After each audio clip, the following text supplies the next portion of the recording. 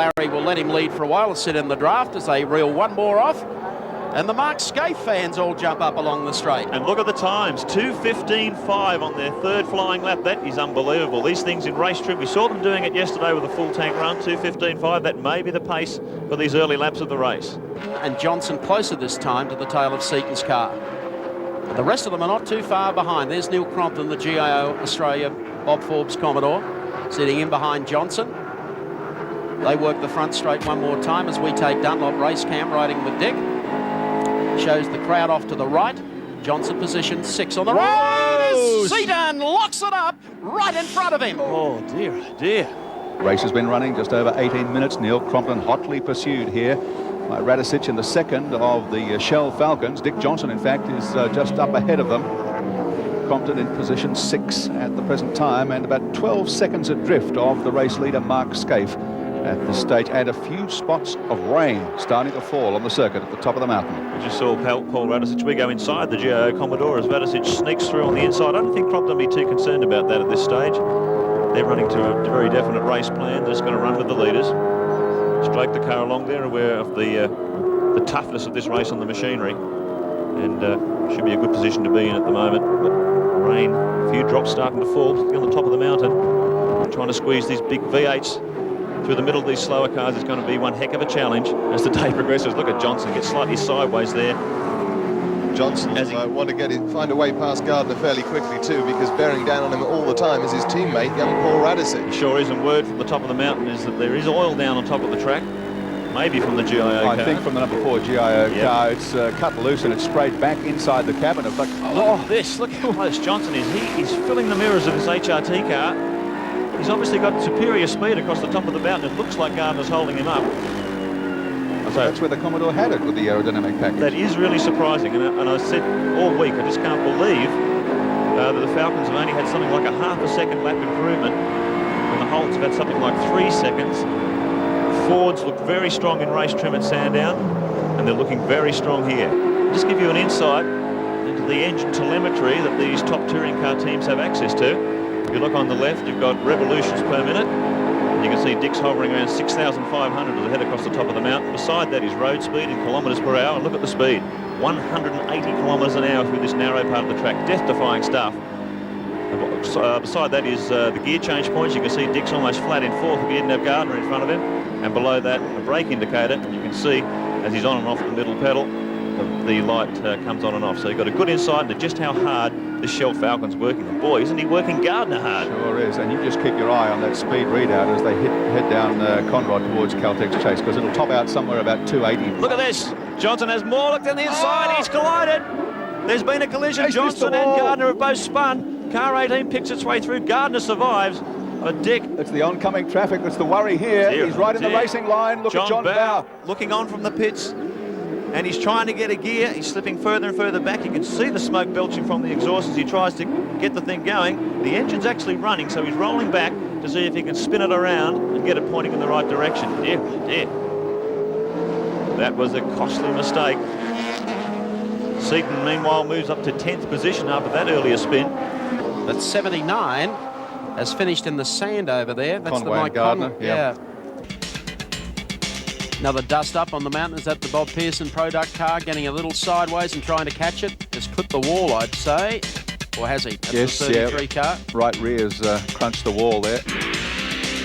He's been able to catch it around. Bob Pearson, one of the best turned out cars. We've got a 2-car team here. Phil Ward as well for product. Larry Perkins comes in for his pit stop. Now will Larry step out? Let's go down to Andy Raymond. Larry will step out. Greg Hansen, former motorcycling aces, jumping in the car. Larry in a complete lather of sweat. It is a regulation stop. All 4 tyres, 110 litres of fuel. They're having a quick look at the brake pads down the front. And I tell you what, there's a little bit of smoke. The fellas don't seem to think it's anything to worry about, and they're throwing the brand new tyres back on. They are the same compound that Larry has just run the last 30 laps on. A few problems with the seat belt, but they'll be back out there. Thanks, Andy. They also came in 3 laps earlier than they had expected. Just dab of the brakes, off, bit of power, feed it through the dipper, inside of the wheel, gets off the track, hammers it up to 3rd as they head down to Forest Elbow. Hard on the brakes, back to 2nd to set the car up for this corner, crucial corner this. fast exit speed here really affects your terminal speed on Conrod Straight. You can see that Cleland got out of there fairly slowly, and Dick was right on it, up to 4th. Feeds another gear 5th, and he's carrying this extra corner exit speed all the way down Conrod. He picks him up quite easily up to 6th gear, 285 kilometres an hour. Just pumping the brakes to make sure there's plenty of pedal there as he swings into this very fast right-hander. Very hard on the brakes. Brake temperatures probably in excess of 700 degrees centigrade. Back to 2nd gear, feeds in the power once again, up to 3rd, heading down once again, and probably just brush the brakes again here just to get that pedal back, and then he buries them about 150 metre mark, back through the gears and onto pit straight once again. Wayne, that's twice you've pitted now in 51 laps. This means you're in serious trouble unless you can get a little bit more life out of those tyres. They have any more hopes for these tougher compounds you've got on the rear now? Well, that's why I'm, oh, shit. That's why... I'll take care of that sort of material if you don't mind. Sorry. There'll be a demarcation dispute. I could be on the radio with you, it's not a problem with that sort of swearing. No, they seem to be working pretty good. I'm just trying to settle in. I'm not sure where the limit is on them at the moment. It's a case of, slowly bedding yourself in, trying to understand the limit of the car again. Oh, top of the mountain, Wayne, big problem. Okay, thanks. It looks like the Radicic car's gone into the wall. Oh, really? Yeah, the yellow flag's out. It's okay. It should be out of the way, should be clear. Thanks. Should be young Cameron McConville at the wheel, I think. Yeah, he's made a mess of that. The back of us all stoved in. Looks like he's gone sideways and backed him out over the hill. All right, Wayne, we'll come back to you later. Thanks for that, pal. Not a problem. Hey, Thanks, Brocky's mate. back in. I'm sorry, Cleland. Cleland's back in. There is another problem with the Brock car. He's trying to look around. It's obviously a prop shaft related problem. He's looking back, but this is the drama of the race. He's got to get to the pits too because you've got a tyre rubbing up there. What a shame. It was in position 3. And this is where a bit of experience comes into. He's better off cooling this now and taking it very slowly. He doesn't need to pop that tyre. It's going to disintegrate before he gets there. Tell you what, you want to open those windows too. The inside of the car is just chock-a-block full of smoke. He's opened the window there and he's slowing down. I wonder if he can get it back to the pits. That tyre will be in shreds in very short order. The modified Shell Racing, number 18. Let's take a look at what actually happened. We looked at the top of screen, and here he comes. He's got over the curb. Yeah, unbalanced it. He's going to kiss the wall here. Look out. That is not the best part. See how much pressure on the side of the car. I'm glad he hit on the tail section and hit the door. Oh, How close was that for the Thomas Mazera going through? You got a lively pit stop coming up, Rich. I sure have, Mike, and I'll tell you, there's some very disappointed faces down here and an awful lot of damage to this car. It hit the wall very hard indeed. Paul Radicic has just put his helmet on, I think, to get into the car, but I think it'll be a while before it's going anywhere, looking at this sort of damage. Let's have a look here. Oh, he lost it into the corner.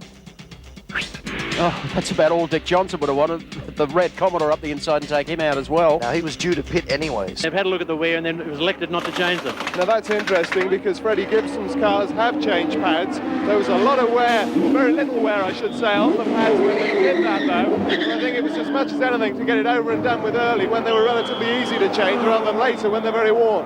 17 rejoins 8th position as Mark Scaife brings the number 1 Commodore down on the inside. Puts a lap on another vehicle, comes across the strike now, and that gap to Larry Perkins There it is. getting smaller. What a It's fabulous battle. down to only 3 seconds as Perkins is on the sniff now. Switched his lights off again.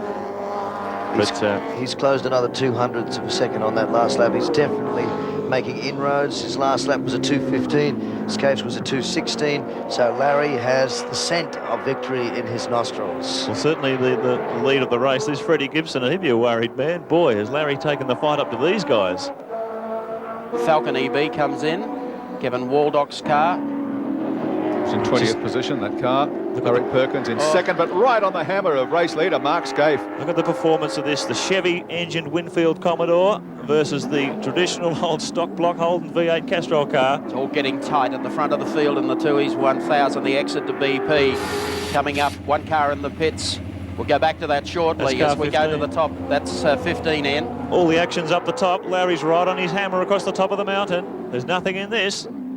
He's closing. Listen to the crowd, boys. Larry Perkins popular on top of Mount Panorama. Any year you want to come up here, but boy, this year he is honking. Fastest man throughout qualifying. He set them out in the light. He's doing it again in the race. Down on the inside, showing Scafie's there to pass. And Mark doing a fabulous job. He sure is, but I tell you, there'd be a few Chevy engine teams rubbing their heads at the moment. How is he getting this much performance out of an engine which they virtually discarded in the new homologation, thinking it wouldn't be up to the job? Well, Perkins proving them wrong here. Little dab on the brakes there, little puff of smoke. He just cooked one. But now we'll be able to check these two out for horsepower, because Mark does get out of Forest Elbow very quickly indeed. But Perkins starts to gain on the downhill run to Caltex Chase. You'd say they're about even there. Now watch it from this point. Perkins, foot all the way to the floor. Well, now watch him close, down through here. Look at the performance of this car under brakes. Larry said his brake pad wear from the pits is better than he has expected. The Winfield team, of course, Fred went to the option of putting the GTR brake calipers on the front to increase the braking performance of the car, but Larry's matching it stop for stop. So an absorbing battle, both technically and from the driving seat. The leader in the 2-litre category at the present time, and in 24th position outright. John Cotter and Peter Dulman. Peter Dulman at the wheel at the present time, the defending champions in this category from last year. The car, it's had a lot of wear and tear. I think in all told, in their hands and those of others, it's been to Mount Panorama now 7 straight years. Slightly second hand, but still first in class at this stage of the race. You can't do much better than that. Larry's out of the car.